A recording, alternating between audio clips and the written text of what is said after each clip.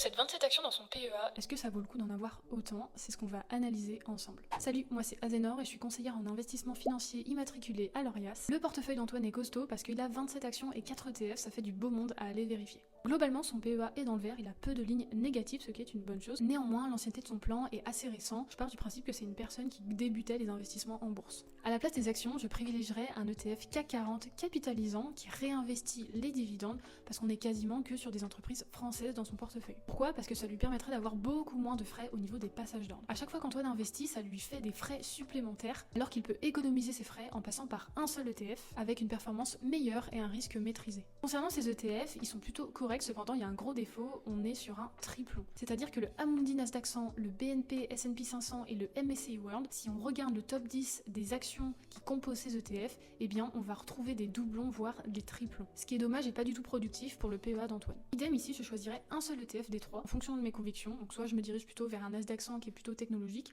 ou je reste sur quelque chose d'assez diversifié comme le S&P 500. De plus, on peut voir que dans son PEA, les actions dominent à plus de 3/4 le portefeuille. Je ferai en sorte de rééquilibrer cette partie et d'inverser la tendance pour avoir une belle base d'ETF et les actions viendront en second plan. Quand vous possédez des actions dans vos portefeuilles, c'est super important d'aller vérifier au moins une fois par an les résultats de l'action pour savoir déjà si elle correspond toujours à votre stratégie boursière et si elle est performante et en croissance. Quasiment personne ne fait ça malheureusement. Les ETF sont beaucoup moins compliqués à gérer parce qu'ils sont auto-nettoyants, donc on n'a pas à faire forcément ce travail car les mauvaises entreprises vont être supprimées automatiquement de l'ETF et remplacées par de nouvelles plus performantes. Attention toutefois à choisir de bons ETF.